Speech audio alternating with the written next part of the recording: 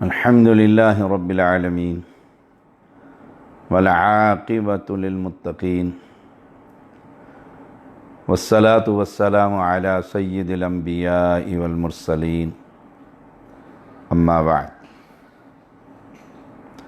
تفسیر القرآن الکریم سورۃ البقرہ آیت نمبر 191 لیکچر نمبر 63 اعوذ باللہ من الشیطان الرجیم وَاقْتُلُوهُمْ حَيْثُ ثَقِفْتُمُوهُمْ وَأَخْرِجُوهُمْ مِنْ حَيْثُ أَخْرَجُوكُمْ وَالْفِتْنَةُ أَشَدُّ مِنَ الْقَتْلِ وَلَا تُقَاتِلُوهُمْ عِنْدَ الْمَسْجِدِ الْحَرَامِ حَتَّى يُقَاتِلُوكُمْ فِيهِ فَإِنْ قَاتَلُوكُمْ فَاقْتُلُوهُمْ كَذَلِكَ جَزَاءُ الْكَافِرِينَ فَإِنِ انْتَهَوْا فَإِنَّ اللَّهَ غَفُورٌ رَحِيمٌ۔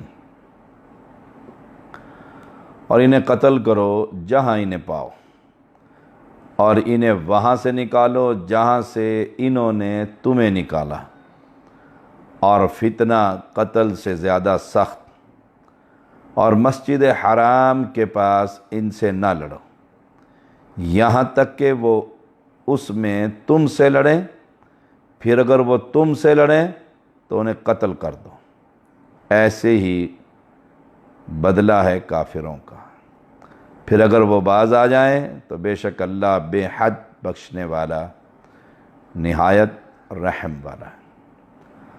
رسول اللہ صلی اللہ علیہ وسلم نے مکہ فتح کیا، 9 ہجری میں ابو بکر صدیق رضی اللہ تعالی عنہ کو امیر حج بنا کر بھیجا، اور انہیں سورۃ توبہ میں مذکور اعلان کرنے کا حکم دیا، جس کے مطابق مشرکین کو 4 ماہ تک مکہ میں اور سرزمین عرب میں چلنے پھرنے کی اجازت دی گئی۔ اس کے بعد مسلمان نہ ہونے کی صورت میں وہ جہاں ملیں انہیں قتل کرنے کا حکم دیا اور جزیرہ عرب سے نکال دیا۔ دیکھیے سورۃ توبہ آیت نمبر 1 سے لے کر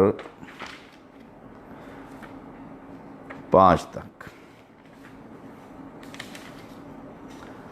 براءۃ من اللہ ورسولہ الی الذین عاہدتم من المشرکین، اللہ اور اس کے رسول کی جانب سے بیداری کا اعلان ان مشرکوں کے بارے میں جن سے تم نے عہد و پیمان کیا تھا۔ اخوت یا حلف کی بنیاد پر وراثت میں جو حصہ دار بنتے تھے، اس آیت سے اس کو منسوخ کر دیا گیا۔ اب وارث صرف وہی ہوں گے جو نسبی اور سسرالی رشتوں میں منسلک ہوں گے۔ اللہ کی کتاب یا اللہ کے حکم سے مراد یہ ہے کہ لوح محفوظ میں اصل حکم یہی تھا، لیکن اخوت کی بنیاد پر صرف عارضی طور پر ایک دوسرے کا وارث بنا دیا گیا، جو اب ضرورت ختم ہونے پر غیر ضروری ہو گیا اور اصل حکم نافذ کر دیا گیا۔ فَسِیحُوا فِی الْأَرْضِ 4 أَشْہُرٍ وَاعْلَمُوا أَنَّکُمْ غَیْرُ مُعْجِزِ اللَّهِ وَأَنَّ اللَّهَ مُخْزِی الْکَافِرِینَ۔ اے مشرکو، تم ملک میں 4 مہینے تک تو چل پھر لو، جان لو تم اللہ کو عاجز کرنے والے نہیں، اور یہ بھی یاد رہے کہ اللہ کافروں کو رسوا کرنے والا ہے۔ رسول اللہ صلی اللہ علیہ وسلم نے علی اور دیگر صحابہ کو قرآن کریم کی یہ آیات اور یہ حکم دے کر بھیجا تاکہ مکے میں اعلان کر دیں۔ پھر اعلان کر دیا کوئی شخص بیت اللہ کا برہنہ طواف نہیں کرے گا، آئندہ سال سے کسی مشرک کو بیت اللہ کے حج کی اجازت نہیں ہوگی۔ صحیح بخاری۔ سبحان اللہ۔ یہ اعلان برات ان مشرکین کے لیے تھا جن کے ساتھ معاہدہ تھا یا 4 مہینے سے کم کا تھا یا غیر معقد معاہدہ تھا، 4 مہینے سے زیادہ ایک خاص مدت تک، لیکن ان کی طرف سے عہد کی پاسداری نہیں کی۔ ان سب کو 4 مہینے مکہ میں رہنے کی اجازت دے دی گئی۔ اس کا مطلب یہ تھا کہ اس مدت کے اندر اندر اسلام کو قبول کر لیں تو انہیں یہاں رہنے کی اجازت ہوگی، ورنہ ان کے لیے ضروری ہوگا کہ 4 مہینہ کے بعد جزیرہ عرب سے نکل جائیں۔ اگر دونوں صورتوں میں وہ کوئی بھی صورت اختیار نہیں کریں گے تو وہ حربی کافر شمار ہوں گے، جس سے لڑنا مسلمانوں کے لیے ضروری ہوگا تاکہ جزیرہ عرب کفر و شرک کی تاریکیوں سے صاف ہو جائے۔ وَأَذَانٌ مِّنَ اللَّهِ وَرَسُولِهِ إِلَى النَّاسِ يَوْمَ الْحَجِّ الْأَكْبَرِ أَنَّ اللَّهَ بَرِيءٌ مِّنَ الْمُشْرِكِينَ وَرَسُولُهُ وَإِن تُبْتُمْ فَهُوَ خَيْرٌ لَكُمْ وَإِن تَوَلَّيْتُمْ فَاعْلَمُوا أَنَّكُمْ غَيْرُ مُعْجِزِ اللَّهِ وَبَشِّرِ الَّذِينَ كَفَرُوا بِعَذَابٍ أَلِيمٍ۔ اللہ اور اس کے رسول کی طرف سے لوگوں کو بڑے حج کے دن صاف اطلاع ہے کہ اللہ مشرکوں سے بیدار، اور اس کا رسول بھی، اگر اب بھی تم توبہ کر لو تو تمہارے حق میں بہتر ہے، اور اگر تم روگردانی کرو تو جان لو تم اللہ کو ہرا نہیں سکتے، اور کافروں کو دکھ کی مار کی خبر پہنچا دیجیے۔ سبحان اللہ۔ یہ یاد رہے، یہ مہلت اس لیے نہیں دی جا رہی کہ تمہارے خلاف کارروائی ممکن نہیں، بلکہ اس سے مقصد تمہاری بھلائی اور خیر خواہی ہے، تاکہ جو توبہ کر کے مسلمان ہونا چاہے وہ مسلمان ہو جائے۔ یوم حج اکبر سے مراد یوم النحر 10 ذو الحجہ کا دن ہے۔ ترمذی 900 4655، صحیح بخاری کی یہ حدیث ہے 4655 اور ترمذی کی ہے 957۔ اسی دن مینا میں اعلان برات سنایا گیا تھا۔ 10 ذو الحجہ کو حج اکبر کا دن اسی لیے کہا گیا کہ اس دن حج کے سب سے زیادہ اور اہم مناسک ادا کیے جاتے ہیں۔ عوام عمرے کو حج اصغر اور عمرے سے ممتاز کرنے کے لیے حج کو حج اکبر، عمرے سے ممتاز کرنے کے لیے عوام نے جو عمرے کو حج اصغر کہنا شروع کر دیا۔ عوام میں جو یہ مشہور ہے کہ حج جو جمعے کے دن آئے وہ حج اکبر، اس کی کوئی سند نہیں، سب بیکار۔ إِلَّا الَّذِينَ عَاهَدتُّم مِّنَ الْمُشْرِكِينَ ثُمَّ لَمْ يَنْقُصُوكُمْ شَيْئًا وَلَمْ يُظَاهِرُوا عَلَيْكُمْ أَحَدًا فَأَتِمُّوا إِلَيْهِمْ عَهْدَهُمْ إِلَى مُدَّتِهِمْ إِنَّ اللَّهَ يُحِبُّ الْمُتَّقِينَ۔ بجوز ان مشرکوں کے جن سے تمہارا معاہدہ ہو چکا اور انہوں نے تمہیں ذرا سا بھی نقصان نہیں پہنچایا اور نہ کسی کی تمہارے خلاف مدد کی، تو تم بھی ان کے معاہدے کی مدت ان کے ساتھ پوری کرو، اللہ پرہیزگاروں کو دوست رکھتا ہے۔ یہ مشرکین کی چوتھی قسم تھی۔ جتنی مدت کا معاہدہ تھا اس مدت تک انہیں رہنے کی اجازت دے دی گئی، کیونکہ انہوں نے معاہدے کی پاسداری کی اور اس کے خلاف کوئی حرکت نہیں کی، اس لیے مسلمانوں کو بھی معاہدے کی پاسداری ضروری قرار دے دی گئی۔ فَإِذَا انْسَلَخَ الْأَشْهُرُ الْحُرُمُ فَاقْتُلُوا الْمُشْرِكِينَ حَيْثُ وَجَدتُّمُوهُمْ وَخُذُوهُمْ وَاحْصُرُوهُمْ وَاقْعُدُوا لَهُمْ كُلَّ مَرْصَدٍ فَإِن تَابُوا وَأَقَامُوا الصَّلَاةَ وَآتَوُا الزَّكَاةَ فَخَلُّوا سَبِيلَهُمْ ان اللہ غفور الرحیم۔ پھر حرمت والے مہینوں کے گزرتے ہی مشرکوں کو جہاں پاؤ قتل کر دو، انہیں گرفتار کرو، محاصرہ کر لو، طاق میں ہر گھاٹی میں بیٹھو۔ ہاں اگر وہ توبہ کر لیں اور نماز قائم کریں اور زکوٰۃ ادا کریں تو ان کا راستہ چھوڑ دو، اللہ بخشنے والا ہے یقیناً۔ ان حرمت والے مہینے میں 4 مہینے، رجب، ذوالقعدہ، ذوالحجہ اور محرم، 4 مہینے۔ حرمت والے مہینوں کے گزرنے کے بعد مشرکین کو پکڑنے اور قتل کرنے کی اجازت دے دی۔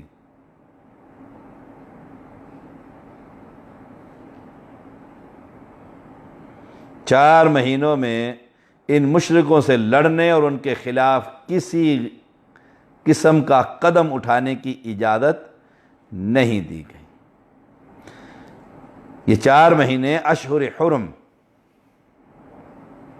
اس سے مراد 10 ذوالحجہ کو کیونکہ اعلان ہوا تھا تو 10 ربیع الثانی تک یہ 4 مہینے مراد ہیں۔ ان کے اندر ان مشرکین سے لڑائی نہیں، 4 مہینوں کے بعد پھر پکڑ لو ان کو۔ اب یہ حکم عام ہے، اگر یہ اسلام قبول نہیں کرتے اور جزیرہ عرب سے نہیں نکلتے، جہاں پاؤ قتل کر دو۔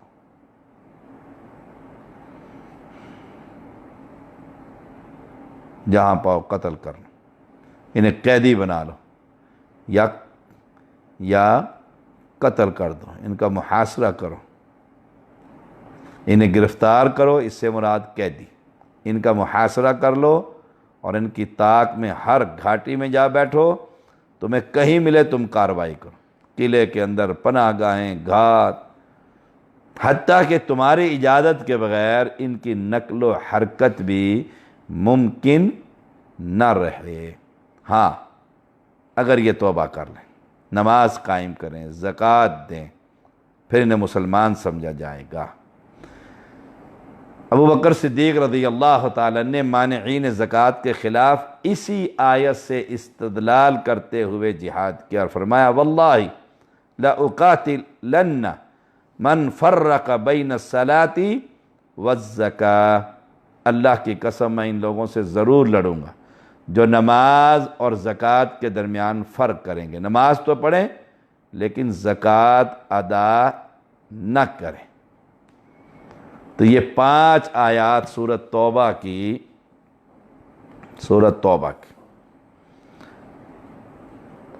پھر یہود کو بھی پہلے مدینے سے، پھر رسول اللہ صلی اللہ علیہ وسلم کی وصیت کے مطابق عمر رضی اللہ عنہ کے زمانے میں اخرج الیہود والنصارى من جزیرۃ العرب، جزیرہ عرب سے ان کو نکال دو، تو امیر المؤمنین عمر بن خطاب رضی اللہ تعالیٰ عنہ کے زمانے میں نکال دیا سب کو، اخرجو، نکالو ان کو یہاں سے۔ والفتنة اشد من القتل، فتنہ معنی آزمائش میں ڈالنا۔ سلف جو مفسرین ہیں اس کا معنی شرک کیا، والفتنة اشد من القتل، فتنہ قتل سے زیادہ سخت۔ اس کی تفسیر نمبر 1، جو بے شک مشرکین کو قتل کرنے کا حکم بڑی سخت بات، مگر وہ جس طرح شرک پر اڑے ہوئے ہیں، لات اور منات کے پجاری ہیں، اور مسلمانوں کو اسلام سے دور کرنے کے لیے، مشرک بنانے کے لیے ظلم و ستم کی انتہا کر دیتے ہیں، انتہا۔ ان کا یہ خود شرک کرنا، مورتوں کی، بتوں کی عبادت اور مسلمانوں کو دین سے ہٹانا، یہ اتنا بڑا جرم ہے کہ ان کا بے دریغ ان کا قتل کر دو۔ انہیں زمین پر رہنے کا حق نہیں کہ یہ حقیقی بادشاہ کے علاوہ کسی اور کو سجدہ کرتے ہیں۔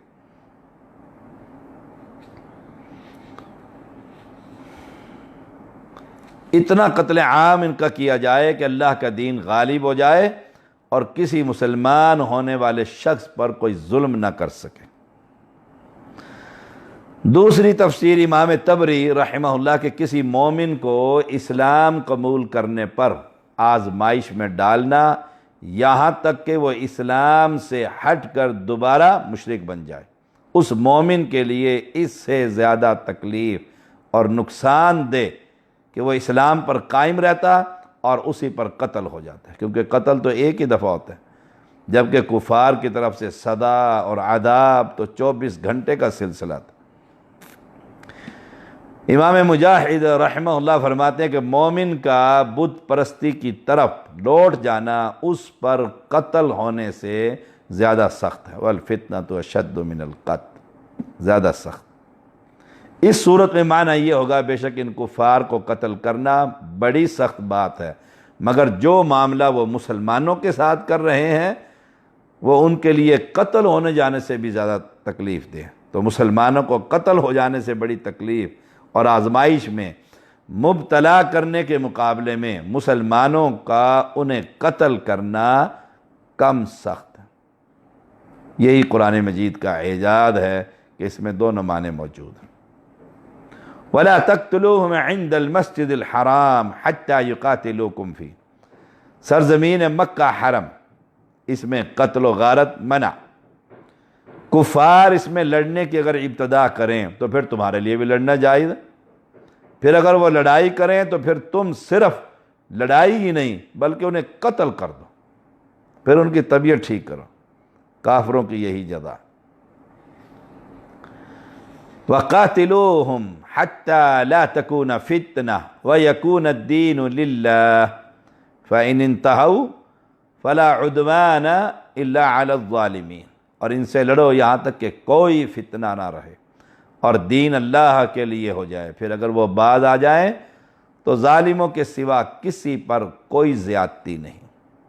یعنی ان سے اس وقت تک لڑتے رہو جب تک شرک اور مجبور کرنے والے اس پر ظلم و ستم کا ہر طرح سے قلع کما نہیں ہو جاتا، کہ کسی وادی اور گھاٹی کے اندر کوئی مسلمان اس پر کوئی کافر ظلم نہ کر سکے، اور اللہ کا دین وَيَكُونَ الدِّينُ لِلَّهِ ہر طرح سے غالب نہیں آ جاتا۔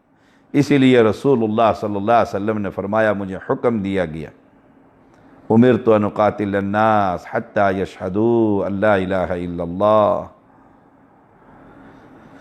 کہ میں تمام لوگوں سے جنگ کروں یہاں تک کہ وہ اس بات کی شہادت دیں کہ اللہ کے سوا کوئی معبود نہیں اور محمد صلی اللہ علیہ وسلم اس کے رسول، نماز قائم کریں اور زکوٰۃ ادا کریں۔ پھر جب وہ یہ کام کر لیں تو انہوں نے اپنے خون اور اپنے مال مجھ سے محفوظ کر لیے مگر اسلام کے حق کے ساتھ، وَحِسَابُهُمْ عَلَى اللَّهِ، صحیح بخاری۔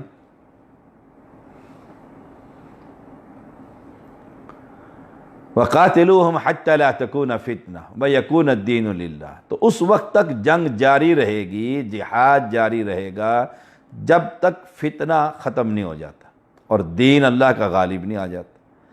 اب جو جہاد ہے اس آیت کریمہ کے تحت، اس سے فتنے کا قلع کما، اور سب سے بڑا فتنہ والفتنہ اس کا معنی شرک، الفتنہ شرک۔ اب جو جہاد شرک کی آبیاری کرے یا شرک کے مراکز قائم رکھے، شرک کے مراکز قائم رکھے اور جہاد کی وردی پہن کر لوگ مجاہد کہلوا کر اس قبر کی حفاظت کریں، تو یاد رکھیے گا جہاد تو فتنے کے قلع کما کے لیے تھا، اور سب سے بڑا فتنہ وہ قبر پرستی ہے، وہ ہو رہی ہے، تو پھر یہ جہاد نہیں۔ وَيَكُونَ الدِّينُ لِلَّهِ، دین اللہ کے لیے ہو جائے، یعنی اللہ کی سرزمین پر صرف اللہ کے بندے اسی کے سامنے جھکیں، کوئی ڈھیری، کوئی قبر، کوئی درخت، کوئی پتھر، کوئی مورتی، کوئی شے نظر نہ آئے۔ یہ ہوتا ہے اصلی جہاد، لِتَكُونَ كَلِمَةُ اللَّهِ هِيَ الْعُلْيَا فَهُوَ فِي سَبِيلِ اللَّهِ۔ ویسے جہاد تو مختلف درجات ہیں، اپنا مال بچانے کے لیے جو جہاد کرتا ہے اور قتل ہو جاتا ہے تو وہ بھی شہید ہوتا ہے، لیکن جو چوٹی کا جہاد ہے، اسلام کی جو چوٹی ہے، وَقَاتِلُوهُمْ حَتَّى لَا تَكُونَ فِتْنَةٌ وَيَكُونَ الدِّينُ لِلَّهِ، اس میں قبر پرستی کا صفایا ہوگا، جیسے آل سعود رحمہم اللہ تعالی نے، اللہ ان کی قبر پر کروڑہا رحمتیں برسائے، انہوں نے صفایا کر دیا۔ بقی قبرستان کے اندر جو مقبرے تھے سب گرا دیے تھے، اور جس پر اہل شرک کا وفد وہاں پر پہنچا تو انہوں نے ایک ہی بات کہی تھی، مٹی کے گرائے ہیں، کتاب و سنت دلیل لے کر آؤ، سونے کا بنا دیں گے۔ سارے مشرکین منہ بند ہو گیا، کون بات کرے، کون لے کر آئے گا کہ قبر پر مقبرہ ہونا چاہیے۔ تو جہاد اس لیے کیا جاتا ہے کہ دین اللہ کا غالب آ جائے۔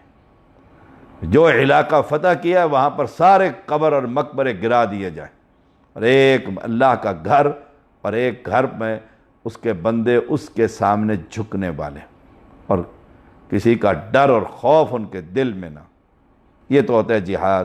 باقی رہا یہ جہاد جو ہمارے ہاں تنظیمیں کر رہی ہوتی ہیں، یہ سب ایجنسیوں کا جہاد اور پتہ نہیں کس کس کا جہاد۔ جہاد کے اندر فتنے کا قلع کما ہونا ہے۔ فتنے موجود ہیں تو کوئی جہاد نہیں، کوئی جہاد نہیں۔ وَيَكُونَ الدِّينُ لِلَّهِ، دین اللہ کے لیے، دین غالب آ جائے گا۔ فَإِنِ انْتَهَوْا فَلَا عُدْوَانَ إِلَّا عَلَى الظَّالِمِينَ، پھر اگر وہ باز آ جائیں تو ظالموں کے سوا کسی پر کوئی زیادتی نہیں۔ یعنی اگر وہ شرک سے باز آ جائیں، مسلمانوں کے ساتھ فساد کرنے سے باز آئیں، اس کے بعد وہ مسلمانوں کو بھی کچھ نہیں کہتے اور شرک بھی نہیں کرتے، پھر تو بھائی ہو گئے نا۔ فَإِن تَابُوا وَأَقَامُوا الصَّلَاةَ وَآتَوُا الزَّكَاةَ، توبہ کر لی انہوں نے۔ اب ان سے کوئی جنگ کرے گا تو وہ ظالم ہے، اور اسے اس زیادتی کی سزا ملے گی۔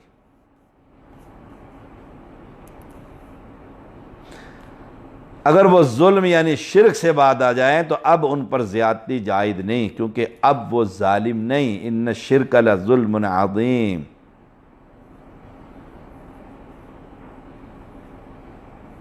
تو اللہ کریم صحیح معنوں میں جہاد کرنے کی توفیق عطا فرمائے، وہ صحیح معنوں کا جہاد۔ الشہر الحرام بالشہر الحرام والحرمات قصاص فمن اعتدى علیکم فاعتدوا علیہ بمثل ما اعتدى علیکم واتقوا اللہ واعلموا ان اللہ مع المتقین۔ حرمت والا مہینہ حرمت والے مہینے کے بدلے، اور سب حرمتیں ایک دوسرے کا بدلہ ہے۔ پر جو تم پر زیادتی کرے سو اس پر تم زیادتی کرو، اس کی مثل جو اس نے تم پر زیادتی کی ہے، اور اللہ سے ڈرو اور جان لو بے شک اللہ ڈرنے والوں کے ساتھ۔ رسول اللہ صلی اللہ علیہ وسلم جب ذوالقعدہ 6 ہجری میں عمرہ کے لیے تشریف لے گئے تو کفار نے مزاحمت کی اور عمرہ سے روک دی۔ آخر کار صلح ہو گئی، اور صلح حدیبیہ کے نام سے یہ بڑی مشہور صلح تاریخ کے اندر، اس میں طے مسلمان آئندہ عمرہ کر لیں۔ جب آئندہ سال مسلمان 7 ہجری کو عمرہ کے لیے روانہ ہوئے، اندیشہ ہوا کہ ماہ حرام اور حرم مکہ میں تو لڑائی منع ہے، لیکن اگر کفار نے بدعہدی کی اور ہمیں عمرہ سے روک دیا تو ہم کیا کریں؟ اس پر اللہ تعالیٰ نے یہ آیت کریمہ نازل فرمائی۔ حرمت والے مہینوں کی حرمت کی پاسداری کفار کی طرف سے، ان کی حرمت کی پاسداری کے مقابلے میں۔ اگر وہ حرام مہینوں کا لحاظ نہ کریں تو تم بھی نہ کرو، اگر وہ برعہدی کریں تو تم بھی حرم کا بھی لحاظ مت کرو، حرم کا بھی لحاظ نہ کرو اگر وہ بدعہدی کریں کفار۔ تو حرمت والے مہینے کون سے ہیں یاد کر لیجئے، ذوالحجہ، ذوالقعدہ، ذوالحجہ، محرم اور رجب، یہ 4 مہینے ہیں حرمت والے مہینے۔ اگرچہ زیادتی کے جواب کو زیادتی نہیں کہا جاتا بلکہ عین حق ہے، میری زیادتی تو نہیں، مگر یہ صرف لفظ کی حد تک مشابہت۔ فمن اعتدى کے مقابلے میں لفظ فاعتدوا، جیسے وجزاء سیئۃ سیئۃ مثلها شورا 40 نمبر، کہ کسی برائی کا بدلہ اس کی مثل ایک برائی۔ واتقوا اللہ، اور اللہ سے ڈرو، تقوی ضرور۔ اب مدد کس کے ساتھ؟ اللہ تعالیٰ کی متقین کے ساتھ۔ یعنی جو پرہیزگار ہے سفر میں، حضر میں، خلوت میں، جلوت میں، اس کے ساتھ اللہ کی مدد اور نصرت۔ وَأَنفِقُوا فِي سَبِيلِ اللَّهِ وَلَا تُلْقُوا بِأَيْدِيكُمْ إِلَى التَّهْلُكَةِ وَأَحْسِنُوا إِنَّ اللَّهَ يُحِبُّ الْمُحْسِنِينَ۔ اور اللہ کے راستے میں خرچ کرو اور اپنے ہاتھوں کو ہلاکت کی طرف مت ڈالو، اور نیکی کرو، بے شک اللہ نیکی کرنے والوں سے محبت کرتا ہے۔ اس سے پہلے جہاد کا حکم، اور اب جہاد کی تیاری، اس میں مال خرچ ہوتا ہے۔ اس مال خرچ کرنے میں کوتاہی نہ کرنا، ورنہ ہلاکت میں پڑ جاؤ گے اور کفار تم پر غالب آ جائیں گے، اور آج یہی صورتحال ہے۔ اسلم تجھے بھی کہتے ہیں، ہم مدینہ روم قسطنطنیہ میں، انہوں نے ہمارے مقابلے میں رومیوں کی ایک بہت بڑی جماعت نکالی۔ ان کے مقابلے میں اتنے ہی یا ان سے زیادہ مسلمان نکلے۔ اہل مصر پر عقبہ ابن عامر رضی اللہ تعالی عنہ اور جماعت پر فضالہ بن عبید رضی اللہ عنہ امیر۔ انہوں میں سے ایک آدمی نے رومیوں کے صف پر حملہ کر دیا اور اندر تک داخل ہو گیا، اور مسلمان چیخ اٹھے۔ کچھ لوگ کہنے لگے سبحان اللہ، یہ تو اپنے آپ کو ہلاکت میں ڈالنا ہے۔ تو ابو ایوب انصاری رضی اللہ تعالی عنہ وہاں پر موجود تھے۔ انہوں نے کھڑے ہوئے اور خطبہ دیا، فرمایا تم اس آیت کا مطلب غلط لے رہے ہو۔ یہ آیت تو ہم انصاریوں کے بارے میں داخل اتری تھی، جب اللہ نے اسلام کو عزت بخشی اور مددگار بہت ہو گئے، تو ہم میں سے کچھ لوگوں نے رسول اللہ صلی اللہ علیہ وسلم سے چھپا کر دوسروں سے کہا ہمارے کھیت اور مال و متاع اور باغات ضائع ہو گئے، اسلام کو عزت بخش دی ہے اور اس کے مددگار بھی بہت پیدا ہو گئے ہیں، اب اگر ہم اپنے مالوں میں ٹھہر جائیں اور ٹھیک ٹھاک درست کر لیں تو پھر اللہ نے ہماری بات کی تردید کر کے یہ آیت کریمہ نازل فرمائی، اور فرمایا اللہ کے راستے میں خرچ کرو اور اپنے آپ کو ہلاکت میں مت ڈالو۔ تو ہلاکت ہمارا اپنے مالوں میں ٹھہر جانا، انہیں درست کرنا، یہ ہلاکت ہے، اور جنگ اور جہاد کو چھوڑ دینا۔ ابو ایوب انصاری رضی اللہ تعالی اللہ کے راستے میں نکلے، یہاں تک کہ روم کی سرزمین میں دفن ہوئے، 80 سال کی عمر، اس عمر کے اندر۔ امام ترمذی لے کر آئے اس حدیث کو 2972۔ حذیفہ بن یمان رضی اللہ تعالی عنہ بیان کرتے ہیں، یہ آیت نفقہ کے بارے میں ہوتا ہے۔ ابو اسحاق سبیعی کہتے ہیں، میں نے برا بن عادب رضی اللہ تعالی عنہ سے پوچھا اگر آدمی مشرکین پر حملہ کر دے تو کیا اس نے اپنے آپ کو ہلاکت میں ڈالا ہوگا؟ انہوں نے فرمایا نہیں، اللہ نے اپنے رسول صلی اللہ علیہ وسلم سے فرمایا فقاتل فی سبیل اللہ لا تکلف الا نفس، پس اللہ کے راستے میں جنگ کر، تجھے تیری ذات کے سوا کسی کی تکلیف نہیں دی جاتی۔ امام احمد مسند احمد میں بیان کرتے ہیں 18477۔ سبحان اللہ۔ تاریخ اسلام میں ہلاکت میں ڈالنا، تاریخ اسلام میں جہاد چھوڑ کر کاروبار میں مصروف ہو جانا، یہ ہے ہلاکت۔ تاریخ اسلام میں غزوہ بدر میں دیکھیے ابو جہل کے قاتل معاد اور معوذ، غزوہ خیبر میں ابو رافع یہودی کے قاتل عبداللہ بن عتیق، مدینہ میں کعب بن اشرف کے قاتل محمد بن مسلمہ، خالد بن سفیان کے قاتل عبداللہ بن انیس رضی اللہ تعالی عنہم کی کاروائیاں، یہ ہے جہاد۔ رسول اللہ صلی اللہ علیہ وسلم بھیجتے رہے اور وہ جہاد کے نام پر کاروائیاں ان کے خلاف کرتے رہے۔ جنگ یمامہ میں برا بن مالک رضی اللہ تعالیٰ عنہ کا ساتھیوں سے یہ کہنا کہ مجھے ڈھال کے اوپر بٹھا کر اور ڈھال کو نیزوں کی مدد سے اٹھا کر مجھے باغ میں پھینک دو، اور 80 زخم کھا کر انہوں نے گیٹ کھول دیا، دروازہ کھول دیا تھا، اور مسلمانوں کو فتح ملی تھی۔ سبحان اللہ۔ امام بہقی 18379۔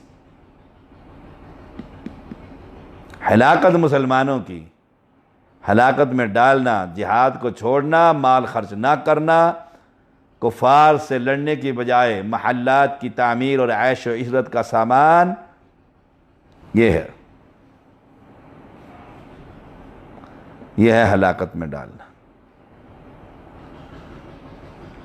اور جو جہاد کرتا ہے وہ ہلاکت میں نہیں ڈالتا اپنے آپ کو، وہ تو قرآن مجید کی آیت پر وَلَا تُلْقُوا بِأَيْدِكُمْ إِلَى التَّهْلُكَةِ، اپنے آپ کو ہلاکت میں مت ڈالو اپنے ہاتھوں کو، اور نیکی کرو، نیکی کرو، جہاد میں بھی نیکی، گھر میں بھی نیکی، نیکی کی تلقین۔ کیوں؟ اللہ تعالیٰ نیکی کرنے والوں سے محبت کرتا ہے۔ اب اللہ کی محبت چاہتے ہو تو نیکی، سب سے بڑی نیکی امر بالمعروف نہی عن المنکر، دعوت توحید، دعوت کا میدان، جہاد اکبر۔ وآخر دعوانا الحمدللہ رب العالمین۔